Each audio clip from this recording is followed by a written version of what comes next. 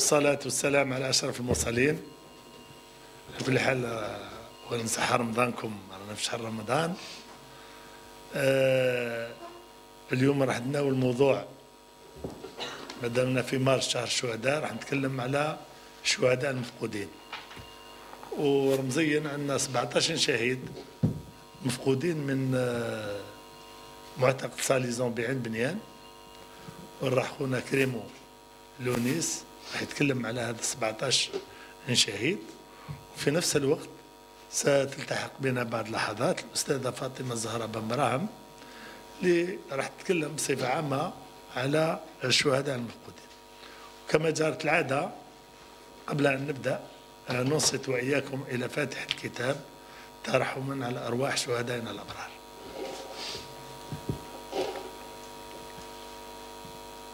أعوذ بالله من الشيطان الرجيم. بسم الله الرحمن الرحيم.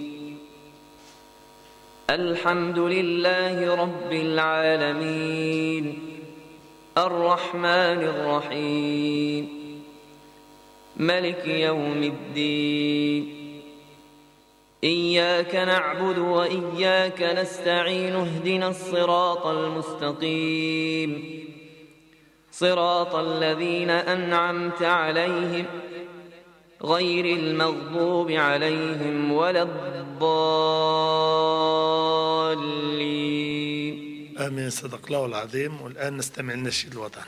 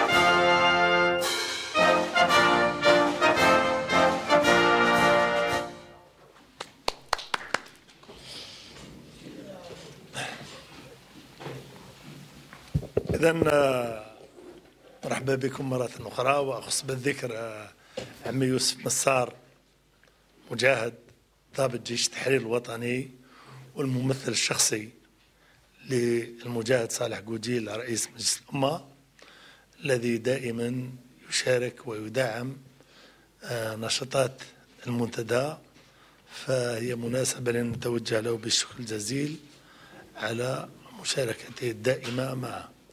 كذلك المجاهد علام شريفي، وهو ضابط جيش التحرير الوطني وعضو الأمانة الوطنية للمجاهدين، وطبعا مدير مجلة أول نوفمبر، والشيء اللي قدمه المجلة هذه الذاكرة. وصديقنا رضا بن علاق اللي هو ممثل للسيد رئيس المجلس الشعبي الوطني. الإخوة الحضور مجاهدين إعلاميين، مرحبا بكم في هذا المنتدى الذي يتناول كما قلت مارس شهر الشهداء تخليدا للشهداء المفقودين. ونبدأ قبل ما تلتحق الأستاذة فاطمة الزهراء بن براهم بعد لحظات، نبدأ بأول مداخلة للأستاذ لونيس عبد الكريم الذي سيتحدث على 17 من شهداء المفقودين بسجن ساليزون. ونشكره كثير لأنه الحاجة الأولى كان وفي دائما لهذا الملف. سبقنا وين خدمنا هذا الملف مع بعض في عين بنيان، واليوم ربما خاصة أنا وقت تشوف يعني مجهود خاص بحث على الصور، أطر الصور، وهذا العمل اللي يقوم به ابن شهيد بالدرجة الأولى، واللي نشكره كثير على هذه المبادرة. قبل أن أحيل الكلمة إلى الأخ عبد الكريم، أشير إلى أن العدد القادم راح يكون يوم الخميس وليس يوم الأربعاء لظروف استثنائية. راح نتكلموا ذكرى 70 لمعركة ديان بيان فو، المعركة الشهيرة في الذكرى 70 تاعها، خاصة وأن سنستضيف وفد إعلامي كبير اللي هو من جمهورية الفيتنام، واللي راح يكون حاضر معنا سفير الفيتنام ومجموعة من الإعلاميين. راهم هنايا راح يكونوا ضيافنا يوم الخميس القادم، لأن البرنامج تاعهم يعني برنامج مكثف. قدرنا باش يكونوا ضيافنا قبل ما يسافروا، يعني العودة إلى الفيتنام راح يكونوا إن شاء الله ضيوفنا يوم الخميس القادم، وراح يكونوا هما ضيوف شرف في هذا المنتدى. فاللقاء راح يكون يوم الخميس وليس يوم الأربعاء، وبه ربما راح نختموا العمل تاع شهر رمضان على أن نفتتح النشاط يوم الأربعاء، يعني اللي بعد العيد. وفيه عمل إن شاء الله بعد العيد راح يكون عندنا المجاهد محمد طاهر بوزغوب اللي كتب المذكرات تاعو، واللي راح يقدم المذكرات تاعو بمناسبة صدور هذه المذكرات. فإن شاء الله نتعاونوا جميعا على هذا النشاط الدائم والعادي. وأحيل الكلمة إلى الأخ والصديق سي عبد الكريم لونيس اللي يتكلم على 17 شهيد مفقود بساليزون بعين بنيان. تفضل خويا.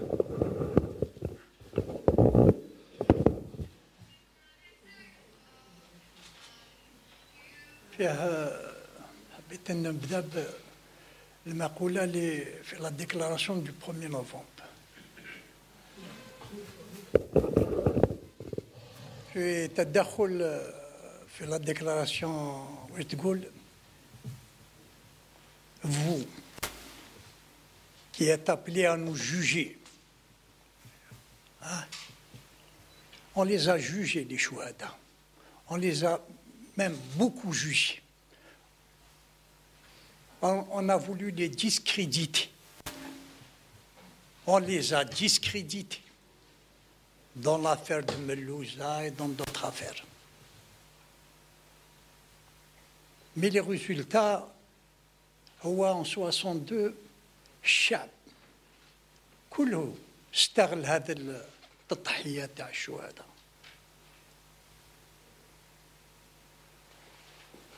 Après 62 واش صرا للناس هذا؟ ولينا نسمعوا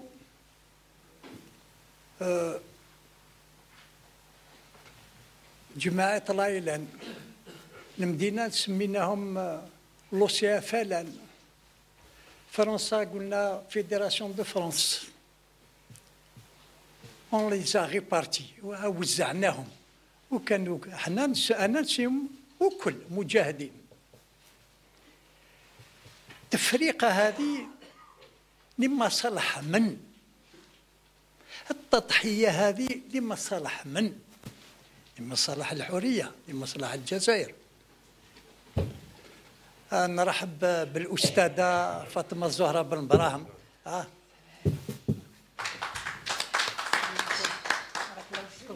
شكرا مالك.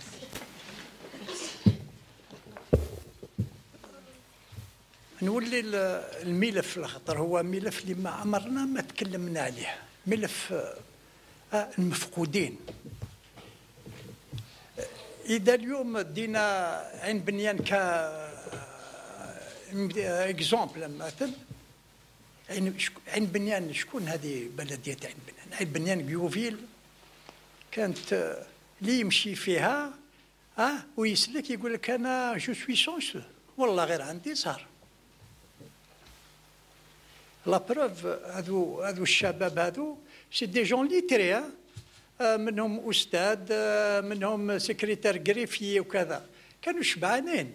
ولكن كان يقول لي واحد اللي سلك، يقول لي انا كي نشوف خاوتي يجي في الكار مكيوفي ليسي بيجو، قال لي نشوف خاوتي مترزقين فما لخاطر القبور يطبعوهم كل يوم يدابس. إلا في لو نيفو تيرمينال قال لي ما حملتش. يقول لي في الربيع كي نشوفهم يتكاوى على الحيط القمل كيف يخرج من الناس اللي يجوا من برا باش يخدموا هنا. قال لي ما نحملش. قال لي انا عم بالي في 62 الظلم يخلص في الجزائر، عم بالي الحباش يتنغلقوا.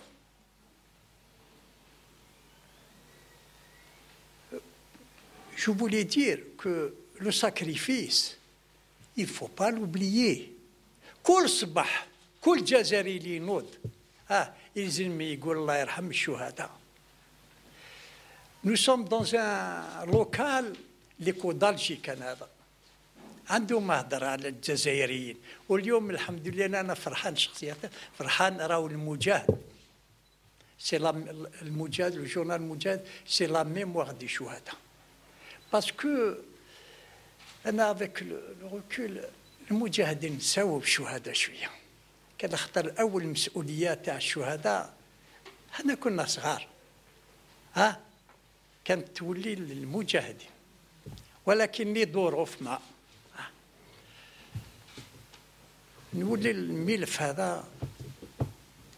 أنا كي كنت بديت نبحث على اعتقال تاعهم، هو كما يقولوا بالعامية سيتي دي جون بغولي محروقين دوبوي 1945 أغيتي في يوم هذو في 17 واحد 6 ولا أغيتي en 49 بحثوهم أغيتي en 53 les élections municipales. جات l'occasion de la grève des 8 jours. الكولون واش دار؟ مول لي باراشوتيست اللي جاو من فيتنام لا ديفيت، جاو هنا جاو يخلفوا الطار. on leur a servi des gens sur le plateau. بعض الناس يحكيو كثير منهم ils ont voulu se suicider ما لقاوش، ما قدروش. On les a humiliés. On les a humiliés devant leurs femmes, devant leurs enfants.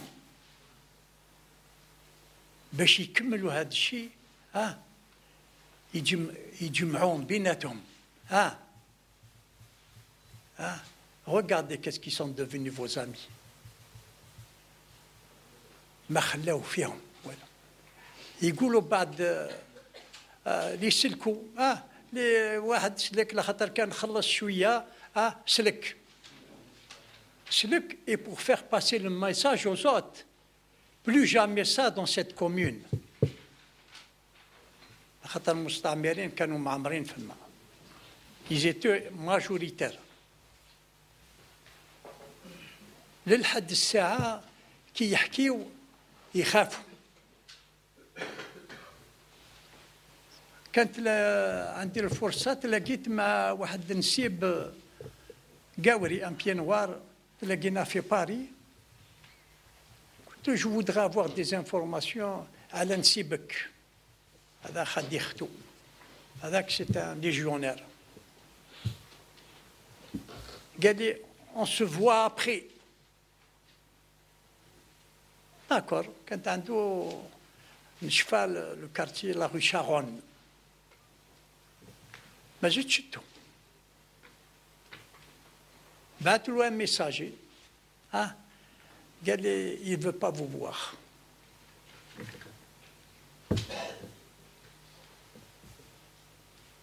انا واش حبيت انا حبيت كي نهضر على كل الشهداء المفقودين، خاطر انا عندي الفرصه نتكلم، راني نتكلم ونتكلم على هذو الناس اللي ما لقاوش. والله غير تصدقوني نقولها لكم، كان واحد 2 بنات نتاجي كل ما يجيو من فرنسا باباهم شهيد، ما عندهم حتى التصويره تاع باباهم ما كاش. كي نتلاقى يقول لي خويا عبد الكريم خلينا نشموك، تشميني، قلت نشمو ريحه تاع بابا. ثقيله والله غير ثقيله، ونتحاكموا هكذاك نتقابضوا ونبكيو. كل ما يجي عيد، كل ما يجي أول نوفمبر نحب وين نلقى، وين نريح ريحة تاع بابا. ندير كيما كاع الناس، كيما راكم ديروا نتوما، عندكم قبور تاع مواليكم تروحوا، أنا ما عنديش. هذو الشهداء، هذو ولادهم ما عندهمش. لا فرانس، انا جو ريغول، انا تخطرت نضحك، نقول ليكول دو سان سير، ليكول دو غير. نو، سي با اون école de guerre, c'est une école de meurtre et d'assassin. Dans ces écoles-là, on a appris aux militaires comment tuer, comment assassiner. لا بقى حفظهم هذو لور بتي زونفون، رانا نشوفوا واش راهم يديروا في غزه، تعلموا عليهم. سي بور باش نختم، تمنيت دون لا فاليز اللي يديها رئيس الجمهوريه سي تبون، اللي يروح المواد سبتمبر لفرنسا، ماذا به الملف تاع اللي ديسبارو يكون فما. انا جو سوي كونتر اون تورن لا باج، اون تورن با لا باج افيك لا فرانس، نو. La France doit rendre des comptes au peuple algérien. L'assassinat, ce n'est pas en 1957 qui s'est fait. Il s'est fait depuis 1830. جدودنا عانوا. ما كاش واحد فينا هنا ما عندوش فاميليا اللي ما خلصش مبدا. Notre liberté, on l'a payée. De Gaulle ne nous a rien donné. نحيناها بدراعنا. والله يرحم الشهداء وشكرا، سمحوا لي. الصحة كريم على هذه الكلمة والمداخلة. وطبعا الأستاذة فاطمة الزهراء بن براهم، قبل ما تكون أستاذة وكل شيء بن شاهد، حتى هي ما تعرفش باباها ربي يرحمه.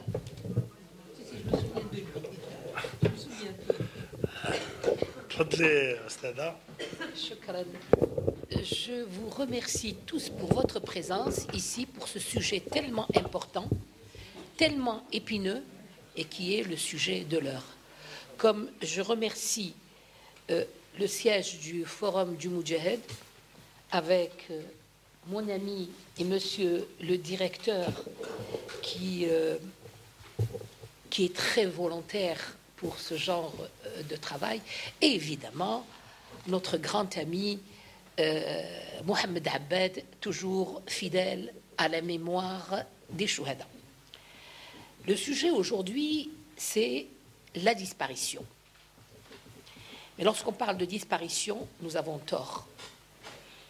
Parce qu'en fait, c'est une disparition forcée. Et tout au long de l'exposé que je vais faire, je vais vous le démontrer avec une argumentation juridique. Je voudrais tout de suite répondre à mon ami pour lui dire que, croyez-moi, ce dossier fait partie des dossiers qui sont à l'étude entre l'Algérie et la France. Et nous travaillons dessus. C'est un travail très difficile, mais je vais vous donner les résultats auxquels nous sommes arrivés. Alors, je voudrais commencer pour situer les choses.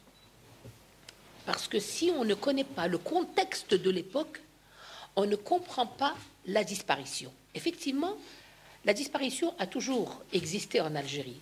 Seulement, la disparition sur laquelle nous avons certains documents, c'est la disparition du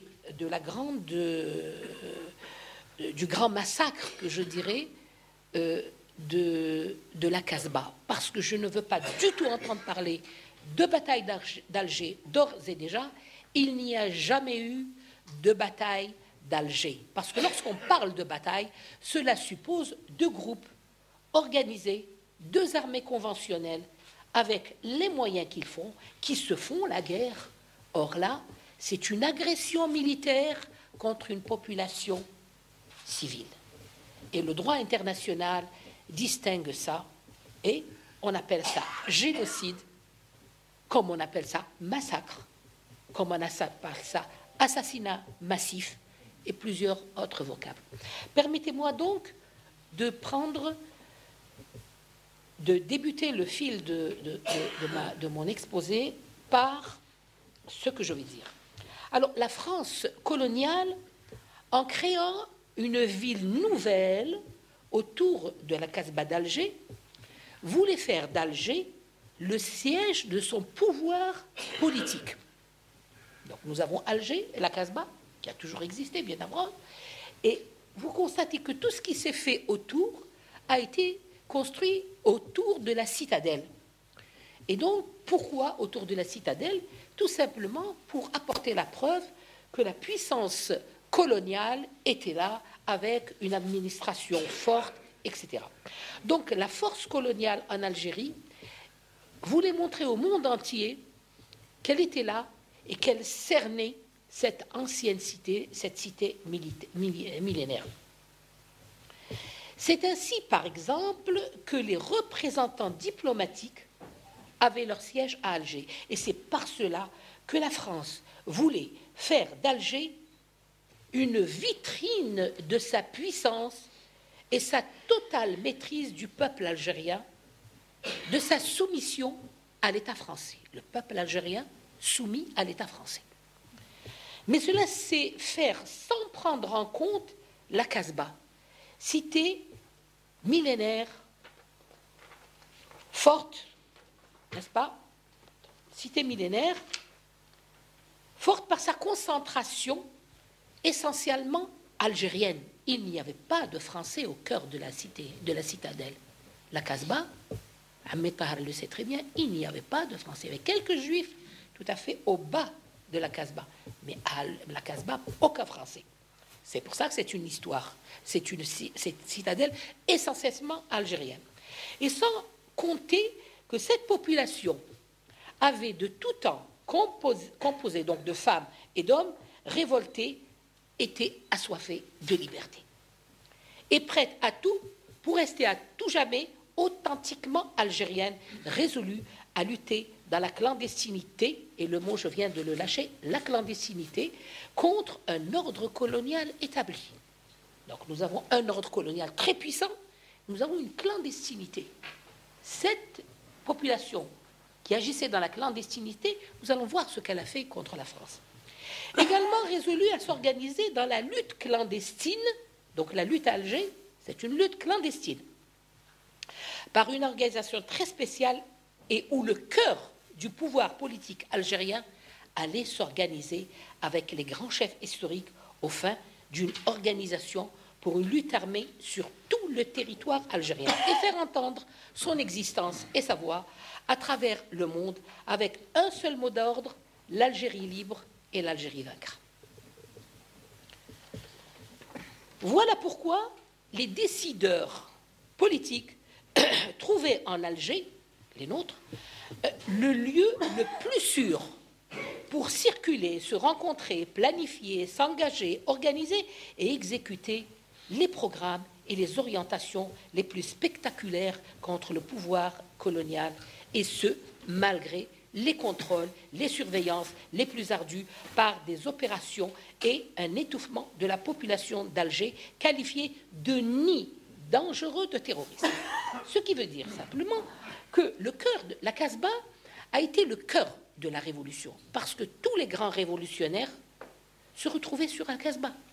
Et toutes les grandes décisions se prenaient ici et s'exécutaient à travers tout le territoire. Ils étaient plus en sécurité au début à la Casbah que partout ailleurs. Et quand on voit, par exemple, la déclaration d'indépendance, comme on l'appelle, bien, tout cela s'est passé à Alger. Et tous les grands chefs se réunissaient ici. C'est pourquoi on appelle le cœur battant politiquement de l'Algérie. C'est un endroit qui est difficile à cerner et impossible à contrôler. La zone autonome a été donc été créé dans ce but. Et le cœur du pouvoir français politique et militaire était inquiet au point où une extermination de la zone et de la population était envisageable.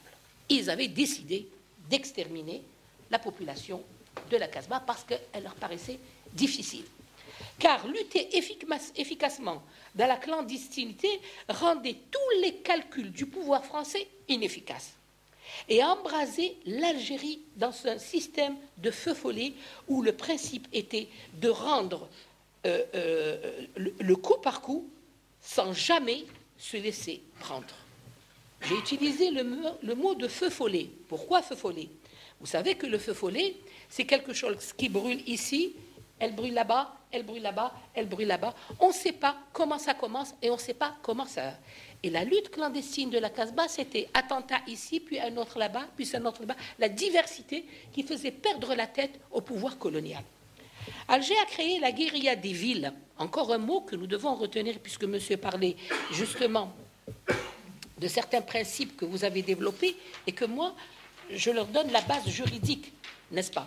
Donc, la guérilla des villes venait s'installer dans une ville qui a été quadrillée par la suite, militairement, juridiquement et politiquement, par la 4e puissance mondiale. Cette Casbah, nous avons déjà fait une conférence sur le quadrillage de la Casbah. Eh bien, la France, dans son programme contre la Casbah, ils ont quadrillé, les militaires ont quadrillé Alger, et chacun s'est occupé d'une zone, et les militaires se sont occupés d'un endroit bien précis. C'est un véritable ratissage qui a commencé du bas jusqu'en haut et d'en haut jusqu'en bas, pour filer les moudjahidines, les fidéïnes, les terroristes, entre guillemets. Après, on va expliquer pourquoi eux nous considèrent comme des terroristes et nous comme des indépendantistes. Donc, elle a utilisé la France a tous les moyens illégaux et interdits internationalement pour maîtriser cette population, car elle s'est rendue compte que le cœur battant de la lutte pour l'indépendance de l'Algérie était Alger et que le fief des décisions politiques et des décideurs était aussi Alger. On voit donc côte à côte, mais sans jamais s'éloigner de l'opposition, de l'existence d'un pouvoir militaire contre une organisation paramilitaire algérienne. Donc nous avons un pouvoir militaire organisé avec tenue, avec armes, avec tout ça. Mais l'organisation de la Casbah était paramilitaire. Pourquoi on dit paramilitaire? Parce qu'elle répondait au FLN. Donc, elle n'était pas militaire, mais comme militaire. Donc, deux pouvoirs en Algérie. L'un colonial et l'autre clandestin sur sa propre terre, sur son propre bastion, comme on le disait. Le premier moyen qu'a utilisé la France coloniale fut l'usage d'un pouvoir judiciaire injuste contre les Algériens. Et c'est la phase des emprisonnements, soit la neutralisation politique. Ce qui veut dire que la première arme avant 1957, c'était l'emprisonnement. Les prisons étaient bondées, donc on les mettait dans les prisons. Et à partir de là, ils ont pensé, bon, on a enlevé les récalcitrants, on les a mis en prison, ça y est, la guerre, entre guillemets, va s'arrêter. Donc les revendications politiques ont continué et l'indépendance était l'idée principale. Les revendications des Algériens dans les prisons se sont augmentées parce que les prisons ont été une véritable école révolutionnaire. Et ceux qui ne comprenaient rien, qui étaient des petits voleurs ou n'importe quoi, ou même suspectés, sont devenus de véritables combattants. Des véritables combattants. Donc la France s'est rendue compte, elle a dû se dire, mais mon Dieu, qu'est-ce que c'est que ce peuple? Je le mets en prison pour lui ôter toute liberté. Or, c'est là qu'il fait ses classes pour l'indépendance. Et une fois sortis, c'est eux qui vont prendre les rênes de la lutte. Donc, les rangs des révolutionnaires commençaient à grossir, à s'organiser et à agir malgré toutes les incarcérations. Mieux encore, les attentats spectaculaires d'Alger ont commencé à faire légende à travers le monde. Et là, on s'arrête une minute.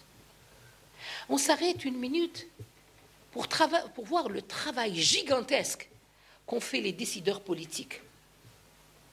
La France ne comprenait pas l'Algérien. Elle ne l'a jamais compris, comme disait monsieur.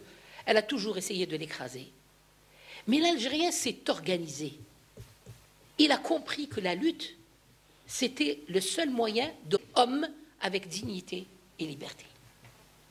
Et donc là, la France va se retrouver dans une la France coloniale, l'armée, etc., vont se retrouver dans une situation telle que qu'allons-nous faire de ces Algériens? Qu'allons-nous faire pour les empêcher d'évoluer, pour les empêcher de penser comme des êtres humains? Donc, les Algériens, comme je vous ai dit, les prisons les ont formés. À l'époque, il y avait effectivement des discussions à travers les autres pays indépendantistes qui existaient à travers le monde. Il y avait ce qu'on appelait le contact politique des résistants algériens avec le reste du monde. Et ceci, évidemment, ne plaisait pas beaucoup à la France. Et donc ces organisations internationales se sont vite rendues qu'il y a un peuple en Algérie qui réclame ses droits légalement, positivement, objectivement, ses droits essentiels, tels que énoncés dans la Constitution, dans la Convention internationale des droits de l'homme, tels que énoncés dans d'autres conventions sur le droit humanitaire. Et donc, cette organisation clandestine ici en Algérie et l'intensification de la lutte armée a fait que l'expression de ce peuple a été entendue à travers le monde, qui a été sensibilisé par ce mouvement. Donc, c'est l'expression d'une totale révolte populaire et armée qui monte et qui s'exprimait jour après jour, qui monte par la réponse, par les attentats à toute agression politique et militaire de la France coloniale. Chaque fois que la France essayait de toucher l'Algérie, eh bien, cette révolte, ces attentats ramenaient l'esprit français à la réalité pour dire nous sommes là et le monde entier va comprendre que l'Algérie est là et elle est toujours vivante. Par l'expression, elle va s'exprimer, cette Algérie, par l'internationalisation de la lutte et la revendication dans les instances internationales telles que l'ONU en janvier 1957. Ça veut dire que toutes ces actions qui ont été faites, au début timides peut-être, mais qui se sont accentuées un peu plus, eh bien, sont arrivées à l'ONU et il y a eu une intensification à partir de janvier 1957. Le FLN s'est alors exprimé par la démonstration de sa puissance, voire les attentats spectaculaires, voilà, et l'implication des femmes, des enfants et des hommes dans la lutte. Ceci pour démontrer au monde entier que tout le peuple soutient cette lutte et démentir ce que disait la France, c'est-à-dire une bande de terroristes et de bandits voulait, donc, ça c'est ce que disait la France, hein, voulait créer le chaos. Donc on vient de leur démontrer que notre voix s'est intensifiée par les réseaux diplomatiques dans les autres pays, mais que notre action également s'est concrétisée à l'ONU alors qu'on avait décrit que ces Algériens n'étaient qu'une bande de voleurs. Alors c'est ce qu'ils disaient, une bande de terroristes et de bandits qui voulaient semer le chaos. Voilà la politique de la France sur le plan international. C'est-à-dire, nous, on s'est exprimé, on a agi pour démontrer, on a sorti nos femmes, elles sont sorties dans la rue, elles ont mis des bombes, nos enfants se sont ralliés, les vieux, les vieilles, les jeunes, les plus jeunes, tout le peuple s'est rallié au FLN, parce qu'on considérait également le FLN comme une bande de terroristes.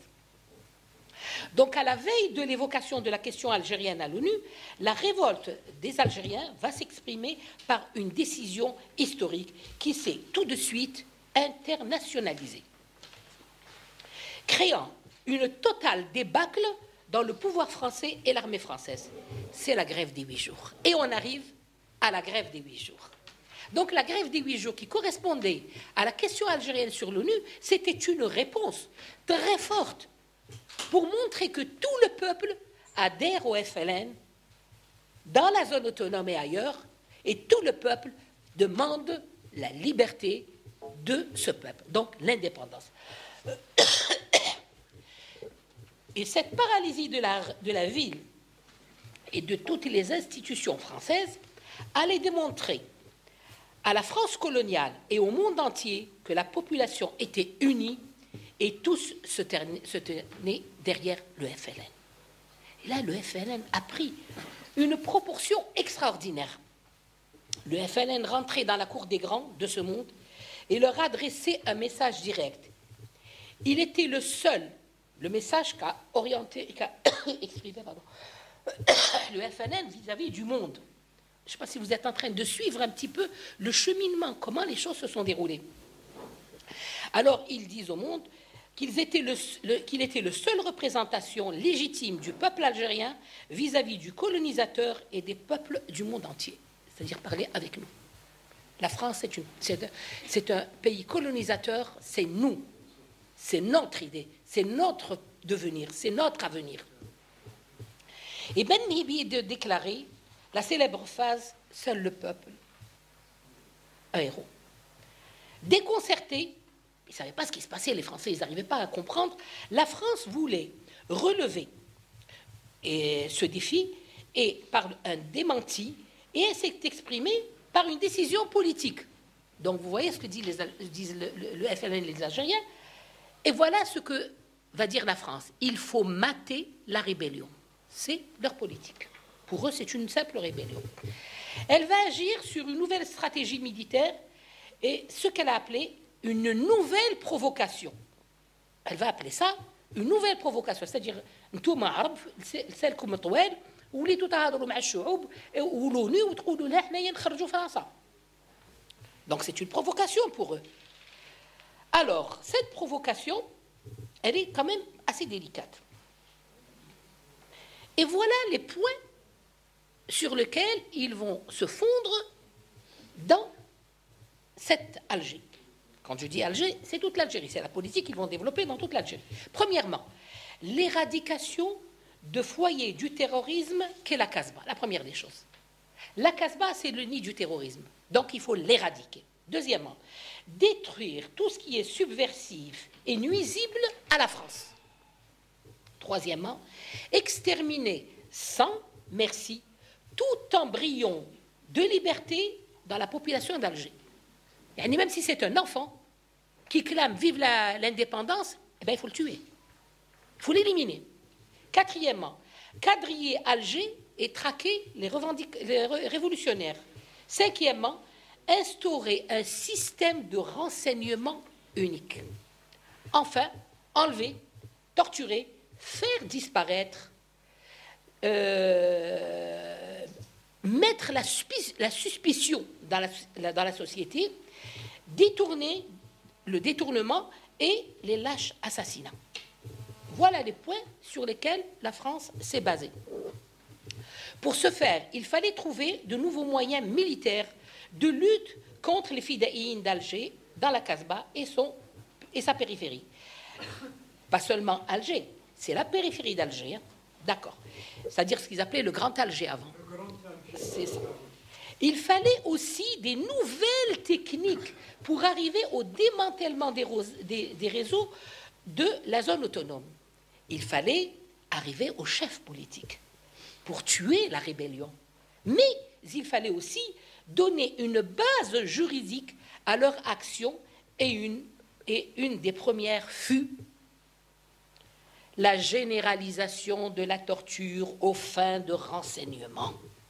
Voilà comment la France va légitimer ses actes. Elle va faire un texte, 19 mars. Qu'est-ce qu'il va dire ce texte? Légitimer la torture. Torturer qui que ce soit, alors que la torture est interdite. Ensuite, c'est aux fins de renseignement. D'accord? La généralisation de la torture aux fins de renseignement. C'est-à-dire on torture jusqu'à arriver à un aveu. Quelle est la valeur de l'aveu sous la torture? Je crois que le droit est très simple. On dit tout aveu obtenu sous la torture est nul. Mais pour eux, non. Il fallait, parce qu'il fallait trouver des têtes, il fallait trouver des gens, il fallait connaître. La disparition forcée, ça aussi, c'est quelque chose d'interdit. Mais ils vont le faire. Ils vont faire de la disparition forcée à Alger. Nous allons voir comment ils ont procédé. Suite au succès de la grève, les autorités françaises ont pensé que ces méthodes remplaceraient les méthodes classiques en usage et que le pouvoir militaire devait être renforcé et investi par de nouvelles prérogatives. Ce qui veut dire que les anciennes méthodes, la prison, non, elles ne sont pas bonnes. On va changer maintenant. Voilà ce qu'on va utiliser. Et c'est en dehors de la loi. Les pouvoirs spéciaux, Ahmed Tahar, ils connaissent ce que c'est que les pouvoirs spéciaux. Les pouvoirs spéciaux, il va falloir qu'on fasse une émission, une conférence sur les pouvoirs spéciaux. Cette France qui donne tous les pouvoirs aux militaires et qui les enlève aux civils. Nous n'avons plus de droit civil, nous n'avons qu'un pouvoir militaire, avec des tribunaux militaires, avec des juridictions spéciales, etc. Alors, les pouvoirs spéciaux, à qui on va les donner? Elles vont être signées, et c'est le général Massu qui en recevra les ordres. Donc, vous voyez que c'est une nouvelle stratégie qui est en train de se mettre en place.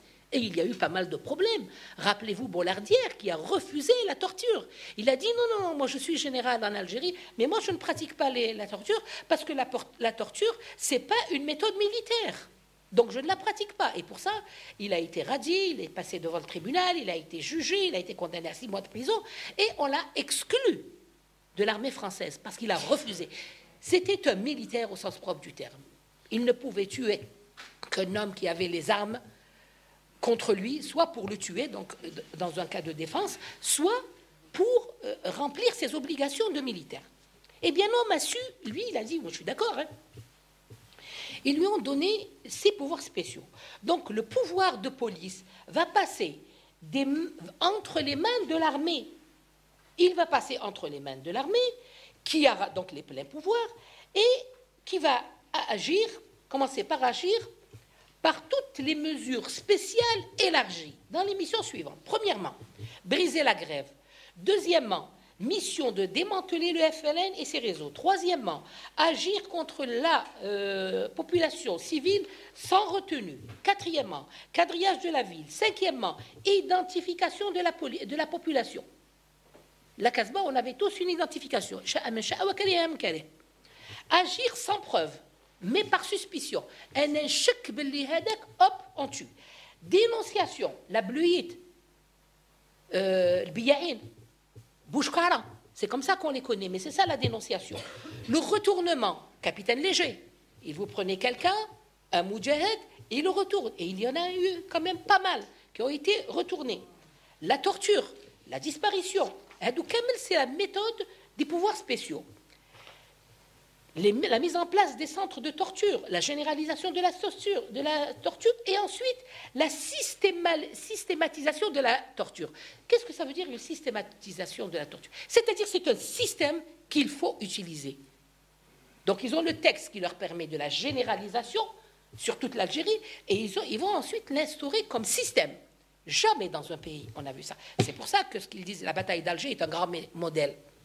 Alors, la population d'Alger à cette époque, on va voir de combien elle était. Elle était de 80 000 personnes, selon leurs statistiques.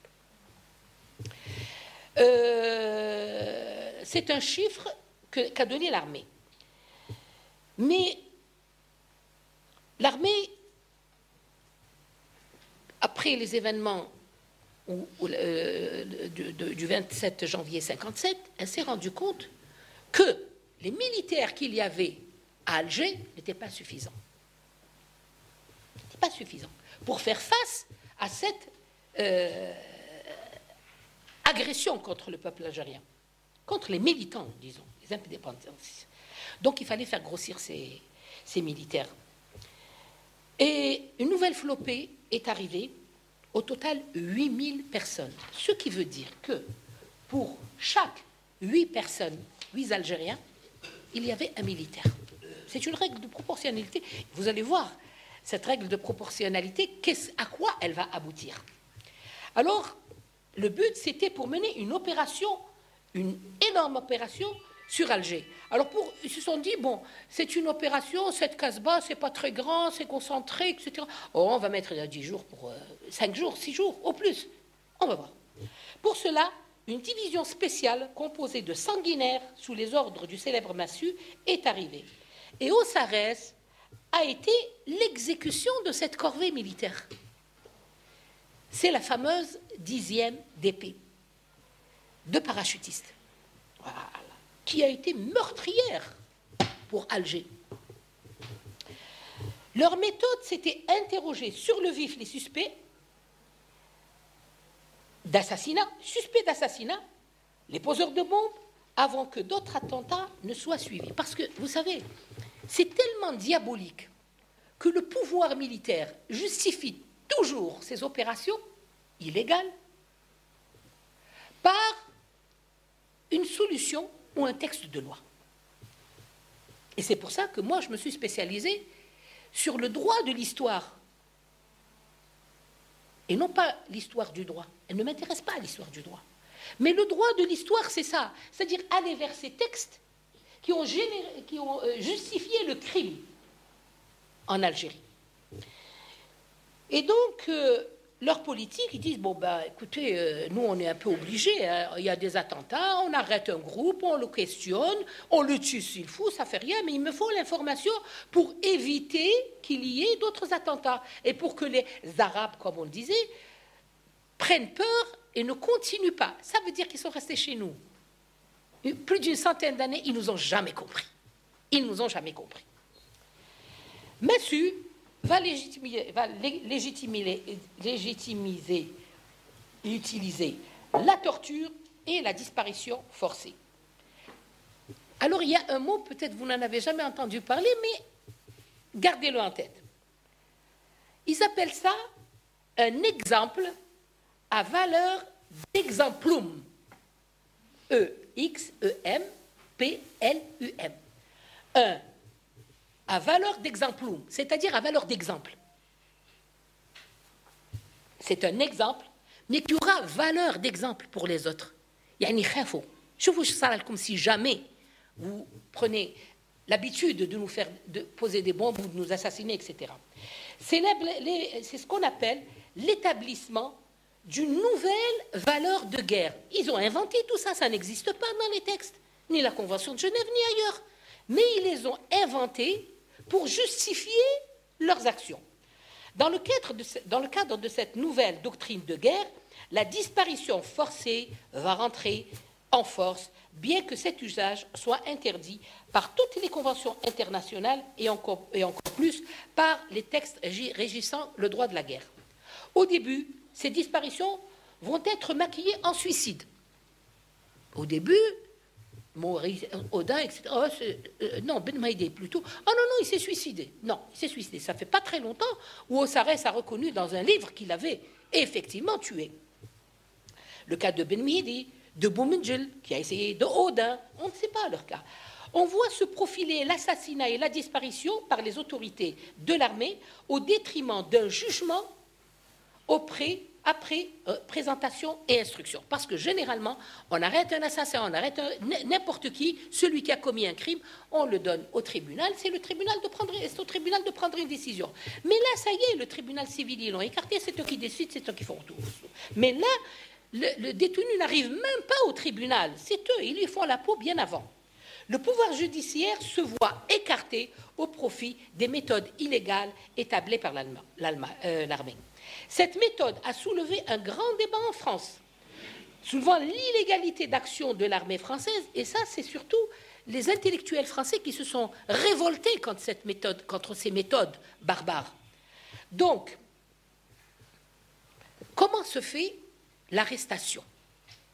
Et comment le pouvoir militaire a forcé le pouvoir civil à s'écarter, à lui laisser la place? Alors, on arrête quelqu'un ou des gens dans des opérations à la Casbah.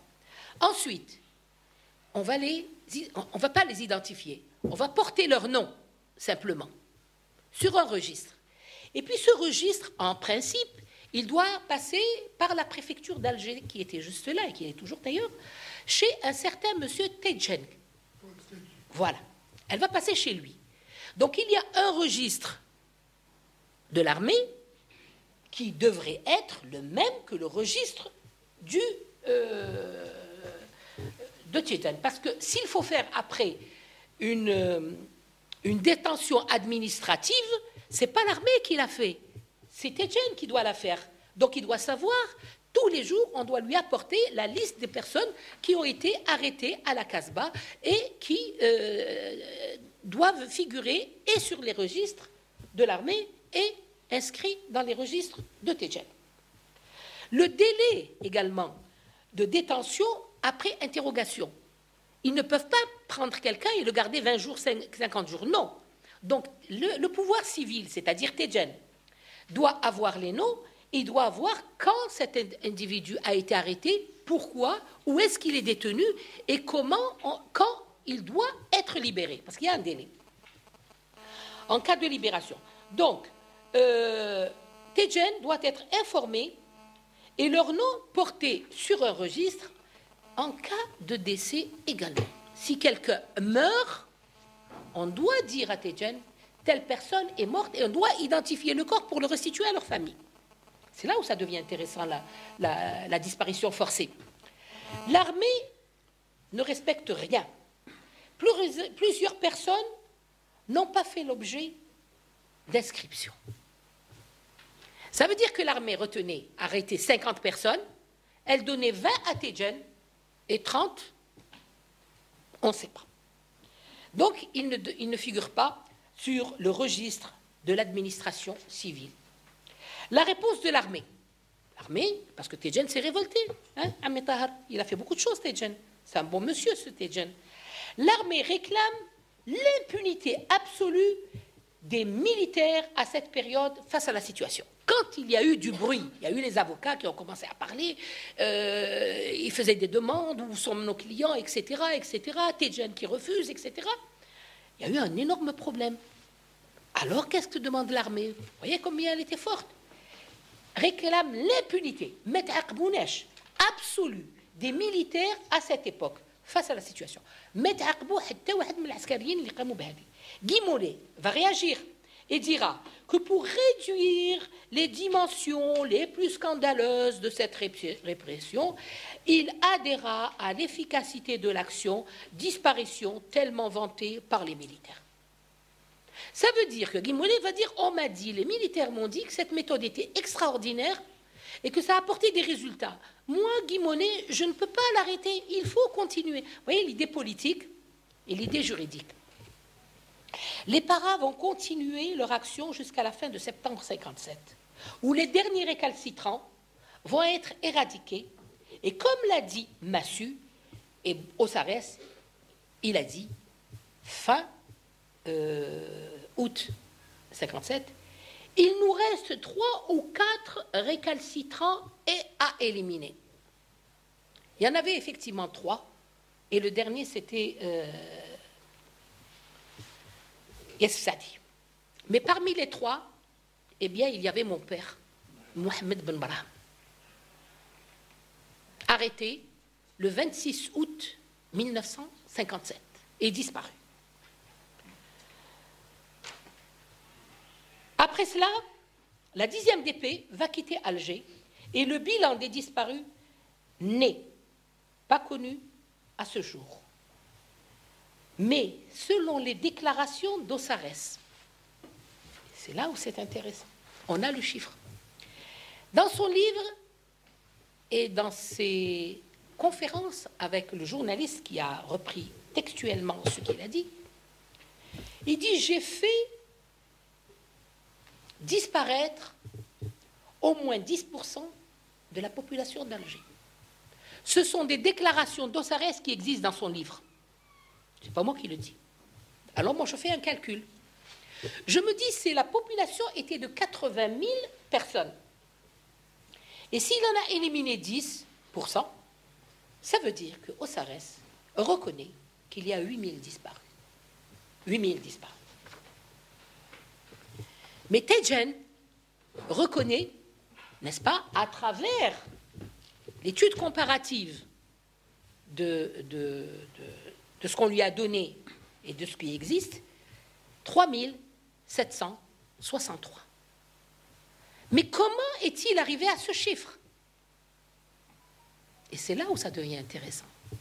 Eh bien, c'est les femmes, c'est les hommes, c'est les pères, c'est les frères, des personnes disparues qui venaient dénoncer la disparition de leurs enfants. Et juste là, à la laiterie, il y avait un monsieur qui a été mon grand ami, qui a été le grand ami de l'Algérie, et avec lequel j'ai beaucoup discuté, beaucoup travaillé. C'est Maître Vergès. Il était jeune avocat. Il mettait une table, la porte de la laiterie, une petite table, et il recevait les personnes qui venaient dénoncer les disparitions.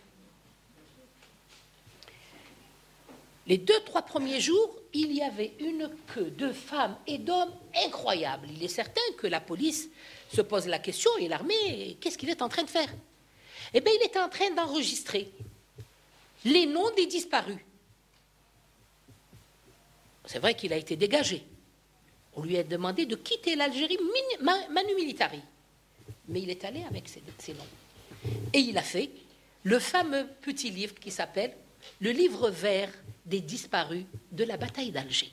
Document extrêmement précieux. Et c'est le premier document sur lequel nous avons travaillé. Donc la disparition, maintenant, la disparition forcée, qu'est-ce qu'elle implique comme conséquence? Parce qu'il faut comprendre. Si on ne sait pas ce que c'est qu'une disparition forcée, ça ne sert à rien d'être ici. Et ça ne sert à rien d'en sortir sans comprendre réellement. Alors je vais vous dire sur le plan du droit. Alors la disparition volontaire, elle est différente de la disparition forcée. Et là, on s'arrête une minute. Il y a des gens qui sont partis sans rien dire à leur famille. Ils sont allés dans le maquis. Ils sont morts dans le maquis pour leurs parents. Ils sont morts. Ils existent. Ils n'existent pas. Ils sont vivants. Ils ne savent pas. Ceux-là ont fait un départ volontaire. كل واحد حب يروح للتورا راح وحده بلا ما يقول حتى واحد. Et il était engagé dans le FLN, etc. اللي حيا واللي مات ربي يرحم يجي الخبر من عنده. Ça, c'est la disparition, donc volontaire. Mais la disparition forcée, comme c'est un crime, c'est autre chose. Alors, je vais vous dire. Le fait de faire disparaître une personne vivante, la disparition forcée, c'est quoi? C'est le fait de faire disparaître une personne vivante sans que sa famille ou ses proches ne sachent quoi que ce soit sur elle et ne sachent où elle est détenue et ce qui lui est arrivé. Personne ne sait. Ils l'ont ramassé, ils l'ont pris, et plus aucune nouvelle. Et finir par croire, donc sa famille va finir par croire que cette personne est probablement morte, mais sans jamais en avoir la certitude. Pour cela, il y avait une procédure. Après 62, qu'est-ce qui s'est passé? Pour établir la liste, oui, je dirais tout de suite que l'Algérie n'a rien fait pour ça. Hein. Pour établir la liste des disparus, eh bien, il faut aller devant le tribunal.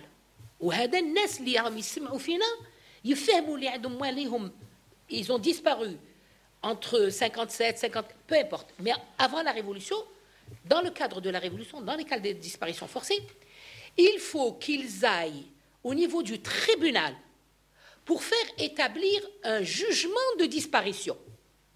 Il faut attendre 5 ans, parce que la disparition, c'est 5 ans pour l'établir. Si pendant les 5 ans, il n'est pas revenu, à ce moment-là, il est établi qu'il est mort et il va rejoindre la liste des chouhada. C'est ce qui s'est passé pour mon père.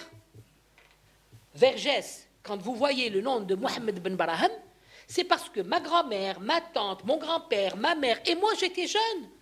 On me prenait par la main et j'allais avec mes parents, ma mère et ma famille, faire la queue comme tout le monde et dire, voilà, c'est sa fille, c'est mon mari, c'est mon fils, il a disparu, essayez de nous le trouver.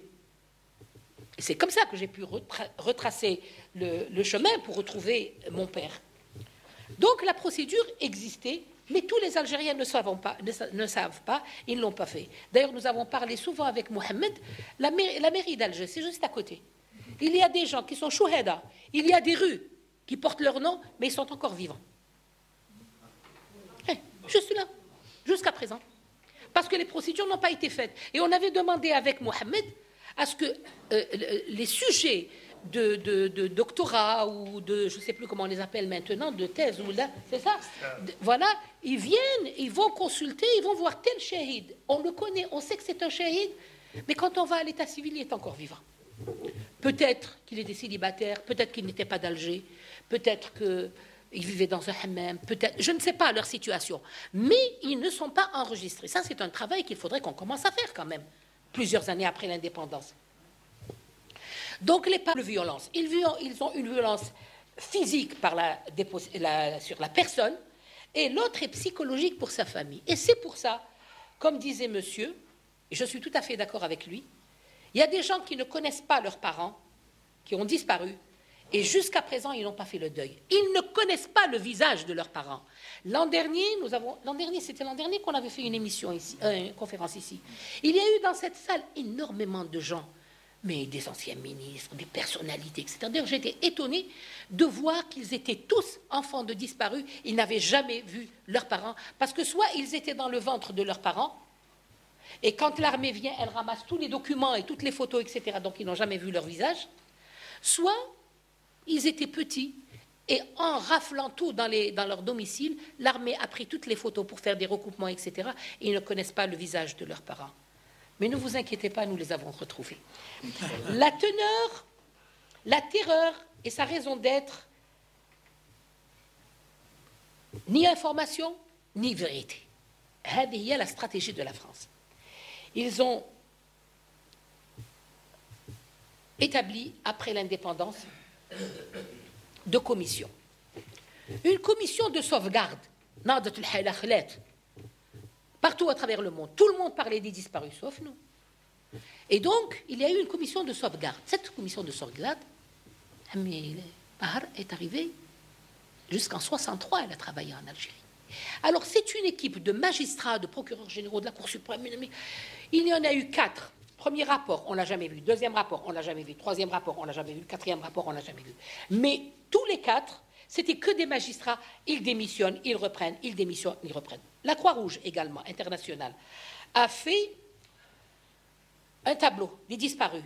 Où est-il? Où est son travail? On ne l'a pas. Pour retrouver la commission de sauvegarde, j'ai dû travailler pendant des années. Et c'est grâce à mes amis, chercheurs et avocats français, que j'ai pu récupérer quelques pages de ce document. C'est pour ça que je vous dis, le travail, il se fait. Maintenant, on va voir ce qu'a fait Jules Roy. Vous savez très bien que Jules Roy est un écrivain, mais qui était acquis à la cause algérienne. C'est un écrivain, c'est un Français d'Algérie. Il a écrit un livre. Il s'adresse donc aux politiques français. Et dans son livre, il commence. Où sont les Ben Braham Mohamed, les ceci et les cela? Et il cite un grand nombre de personnes disparues. Donc vous voyez que pour aller vers la disparition, il faut vraiment, vraiment, vraiment beaucoup de temps, beaucoup de ténacité et surtout, surtout beaucoup de recherche. Et là, je retrouve encore le nom de mon père et de tous les compagnons de la bataille je ne parle pas de bataille d'Alger, de l'agression sanglante. Enfin, il y a quelque chose d'autre.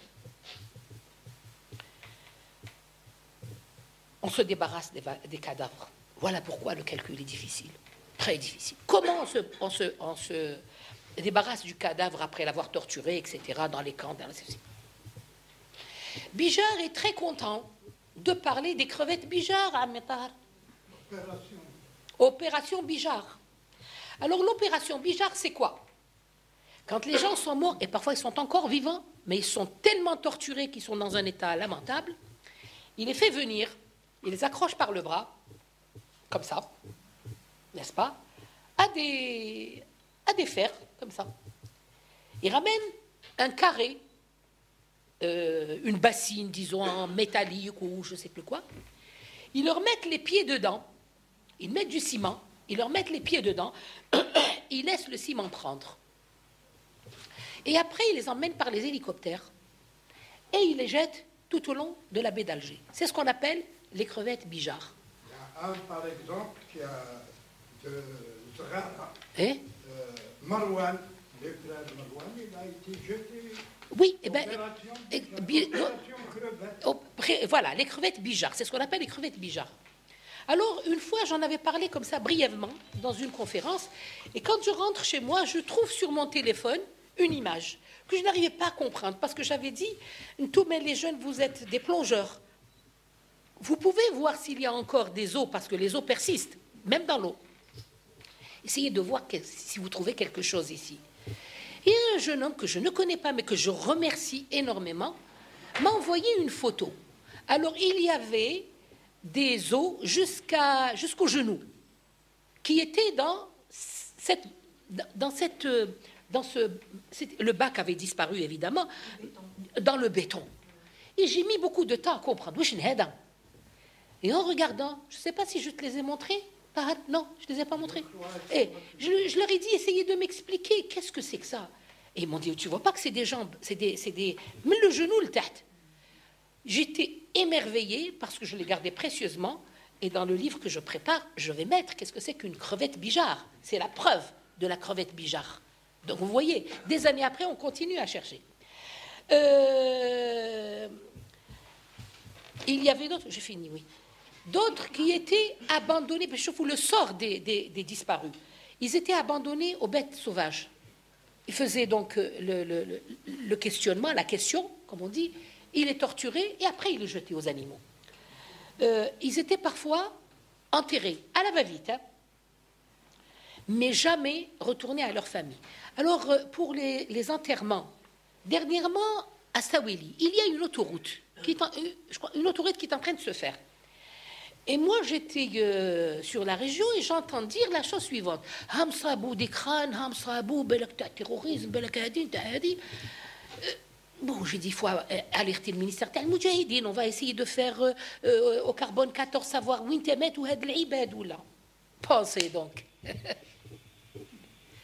الدواء ما شافكش داو البلديه راه خدفناهم في السيمتير دو ستاويلي قال لازم تستروهم راكم تستروا في عيب نتاع فرنسا في جريمه تاع فرنسا comment voulez-vous بن برام demain elle puisse parler et dire voilà il y a eu tant de personnes qui ont été enterrées. Je suis allé voir avec la gendarmerie, je suis allé voir sur les lieux. Alors c'est un véritable charnier.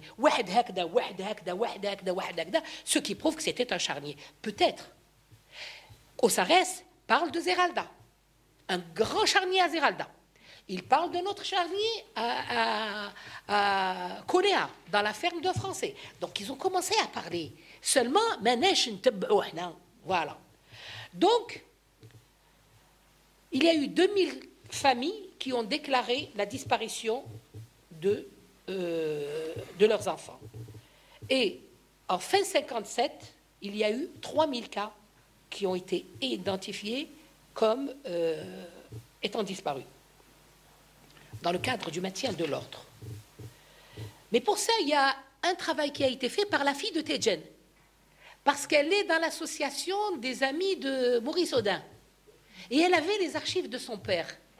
Elle a dépassé de très loin les 3760 dont a parlé son père. La méthode,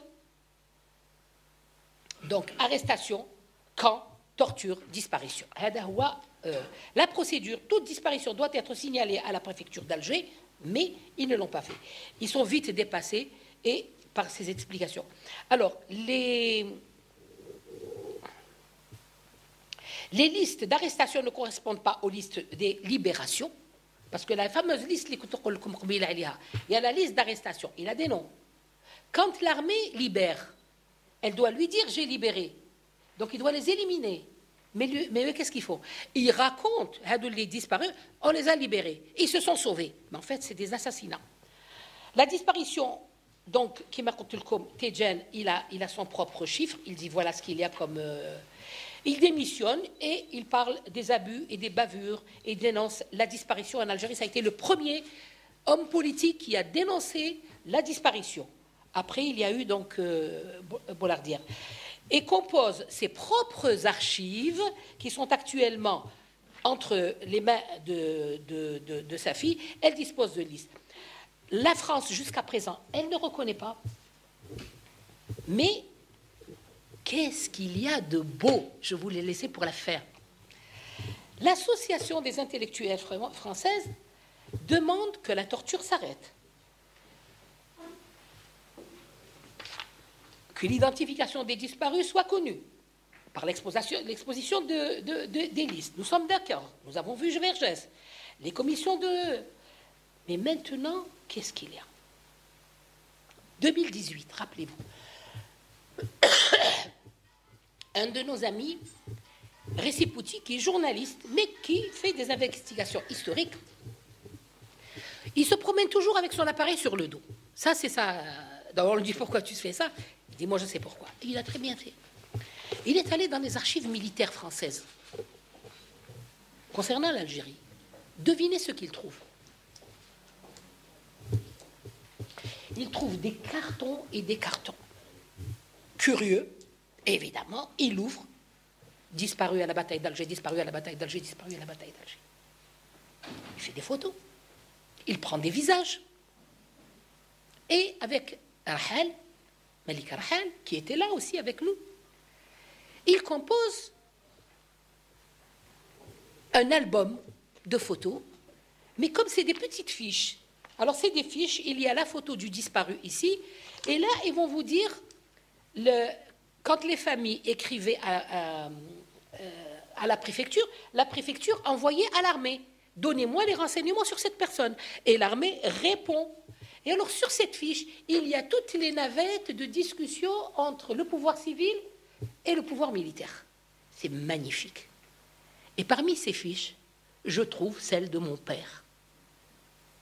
Et je trouve, moi je connaissais le visage de mon père, et quand je revois, ils sont allés jusqu'à mettre les déclarations sur les journaux de la disparition de mon père. Eh bien, ils les ont mis sur ces fiches. Et il a apporté comme ça à peu près 600 personnes disparues, n'est-ce pas? En plus des petites... il devait finir son travail.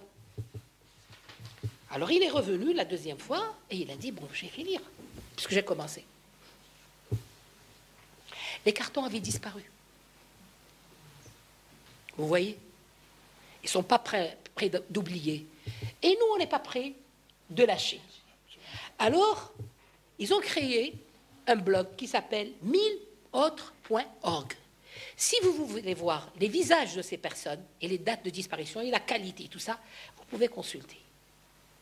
Mais ce que je n'ai jamais su, vous l'avez? Voilà, c'est ça. C'est ça. Mais ce que je n'ai jamais su, c'est qu'il y avait des femmes. Monsieur, regardez, il y a des femmes. Regardez. ايه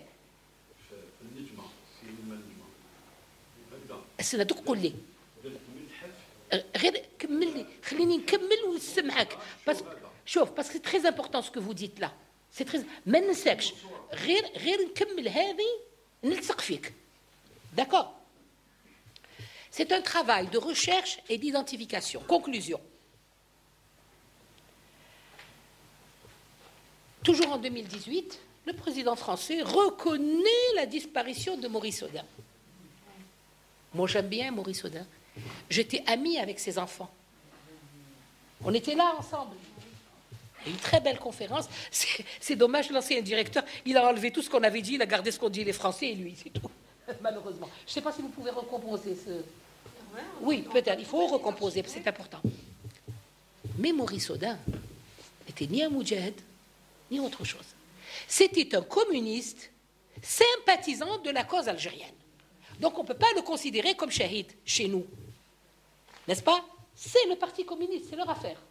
On en a fait toute une histoire, mais une seule chose, il nous l'a rendu même après sa tombe, c'est qu'il y a une première reconnaissance qu'il y a eu des disparitions en Algérie par le président français. C'est ce qu'on appelle une reconnaissance politique. C'est la seule que nous avons. Mais je conclus pour dire combien de Maurice Audin existe-t-il en Algérie. Et je continue je finis pour dire qu'il est temps aujourd'hui, à nous, enfants de Chouhada, enfants de disparus, n'est-ce pas, de créer un comité national des disparus d'Alger et de toute l'Algérie et de revoir nos états civils. Est-ce qu'on n'est pas capable de le faire? On est tout à fait capable de le faire et il est temps. Parce que lorsque nous disparaîtrons, nous, on ne va rien laisser à nos enfants et ce sera un crime contre l'humanité parce que l'histoire appartient au peuple. Et peut-être que, tous réunis, on va aboutir. Je vous remercie.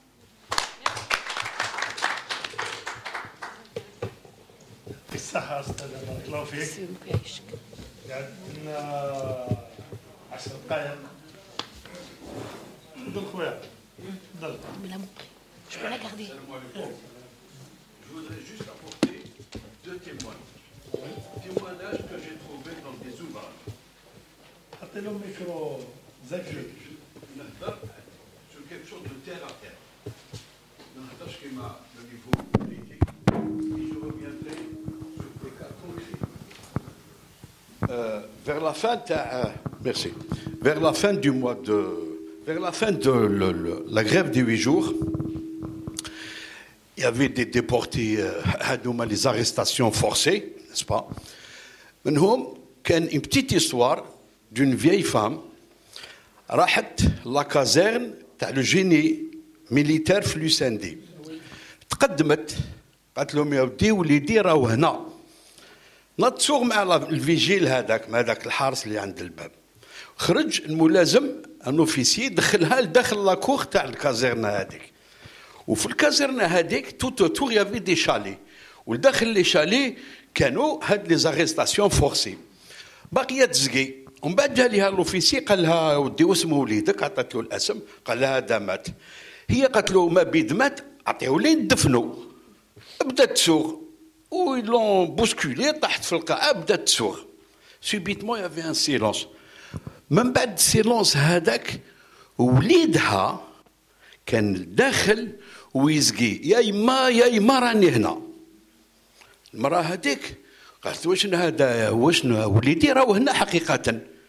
يجي هذاك لوفيسي يكركرها يخرجها ما على بالناش واش ولات يا هل ترى قتلوها الله اعلم. ووليدها يدخلوا يخرجوه من الشالي ويعطيوه بجوج حبات للراس. والثانيه اون افير تاع هذه في الشهر تاع رمضان تاع 1957 واحد المضرب واسمه حوش بيران. عمي طاهر يعرفوا حوش بيران جاي في بير خادم. Alors, حوش بيران هذاك si vous voulez c'était le trop-plein des arrestations parce que les centres ils étaient submergés. Il y en avait plus de 400 000 parce que c'était toute la région d'Alger تروح حتى لعين بنيان ولا الصحال وما كذا. حصلوا بهم واش يديروا. Donc d'habitude كي يخرجوا ولا ان déplacement ils sortaient avec un bordereau. هادوما يخرجوا بلا بوردورو sans aucun document ramassés dans un camion يديوهم. حوش بيران واش يوقع؟ شهر تاع رمضان هذاك العام يقولوا كان بارد بزاف. يخليوهم في الساحه جايه في وسط الجنان وفي وسط الجنان هذا كاين اون بلاتفورم هكذا و اسيال اوفير الشتاء البرد والناس قاعدين هكذاك. حاشاكم وحاشا قدركم يفوزي تو لوغ بوزوا سور لو ويجوزوا العسكر كوشون فا tu n'as pas honte. Alors, l'humiliation. من بعد وفاسياس بالصوره ارواح انت والتما دايرين une sorte d'un processus de torture. Ça commençait par des coups de poing, des gifles, des coups de pied au tibia par les rongeurs. من بعد يزيد يروح la baignoire le chiffon la gigane تلحق la torture la plus atroce.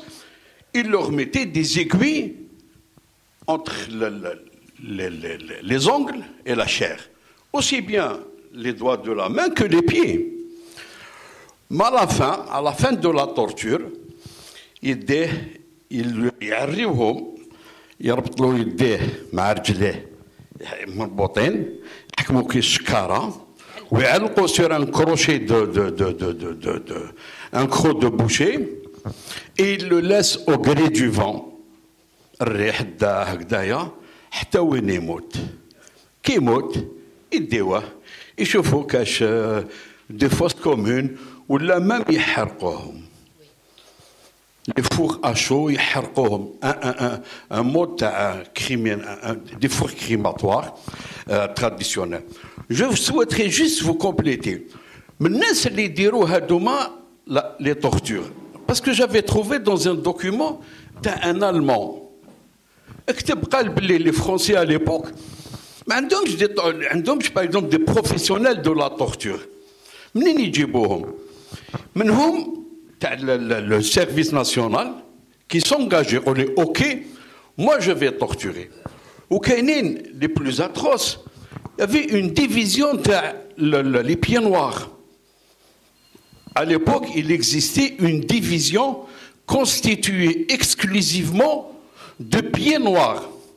Quelques unités, ils s'engageaient justement pour la torture faite à Ouchpérin. C'est les tortionnaires, c'est ce qu'on appelle les tortionnaires. Des tortionnaires. Non, c'était des militaires. Mais constitués de pieds noirs. C'était. Enfin, voilà. Kain Hadouk, ou Kainin, même des civils. Ou Kanin, t'as la main rouge, t'as Kovacs, bien sûr. Il y avait même des Algériens qui faisaient la torture à d'autres Algériens. C'est le retournement, c'est ça le Bien sûr, non, voilà comment le processus de disparition de milliers. Je reprends quelques passages que vous avez soulignés et évoqués. Alors, de Lacoste, Hatel Guimolé, ils étaient dans le désarroi. Ils ne savaient plus quoi faire. Si bien qu'ils disaient que non, nous sommes dans des événements de mise de l'ordre. Dans le monde d'ordre. Alors qu'ils étaient dans une situation de guerre. Ils ne pouvaient pas prononcer le mot guerre parce qu'ils disaient que c'était chez nous. Et que c'est nous, il y a une seule république. Voilà l'engrenage dans lequel la France, qui avait cautionné je vais être très précis, ce n'est pas la France, c'est l'État français qui s'est mis dans une situation inextricable vis-à-vis de la situation des disparus, particulièrement parce qu'il y a d'autres disparus, dans les Djbel, les Makik d'ailleurs, et entre autres, dans la période de 57, qui a été, il faut rendre hommage à des stratèges comme l'Arbi Ben Mehdi, ou Abban Ramadan, qui disaient qu'on va les provoquer pour faire les fautes. Et effectivement, la Casbah d'Alger avait joué un rôle considérable dans cette situation qui a amené la France à la faute. Voilà. Moi, j'ai monté un petit musée داخل القصبة. ما بقدام جامع سيدي بن علي. هكذا. في لاري مصطفى الطرش زمان كانت لاري بلو يزكيولها قدام سليمان نجمة si vous voulez. Donc محل تاع الوالدين j'ai consacré à la mémoire des shuhada de la Casbah d'Alger. Je m'excuse. De la Casbah d'Alger. Et je l'ai fait sciemment le matin. الناس تزور ويقولوا لي علاش غير تاع القصبه؟ قالوا علاش ما ديروهاش في حومتكم في بالكور؟ علاش ماشي في الشمانوف؟ علاش ماشي في البيار؟ وعلاش ماشي كما يقول السيد في كل حومه كاين شهداء والناس وماشي الدوله نعفيها من هذا الدور هذا. انا نقول المواطنين هما اللي يرفدوا الشمعه هكذا الشمعة اللي ذكروا الشهداء لأن الشهداء لليومنا هذا مازال هم يلعبوا الدور تاعهم ما بيد ils sont le ciment de l'unité nationale. وصحة رمضانكم. بارك الله فيك. Moi vous me laisserez vos coordonnées monsieur parce que je suis très curieuse. Et je viendrai voir votre musée. ان شاء الله. خلاص on va aller ensemble. شوف كيفاش عجبني مام لي كومبانيون دارهم كاوعنا نوبرال كيما مايو وي. كيما الاخر عنده دايره. Très bien. لي فيليسيتي داير. هادوك سي دي مجاهدين. لي فيليسيتي. هادوك سي دي بارك الله مجاهدين. فيكم، بارك يعطيكم الله فيكم. الصحة. سي لاخير راح نخليو حاجة سبيسيال على لا فيديراسيون دو فرنسا. راح نديروا هذا فورم سبيسيال. راح نديروا هذا فورم سبيسيال على جماعة لا فيديراسيون دو فرنسا. لا فيديراسيون دو فرنسا. أعطيني تشوف. معليش قلت لك نديروا هذا فورم سبيسيال. تكتب التليفون. ان شاء الله. يعطيكم الصحة. بارك الله.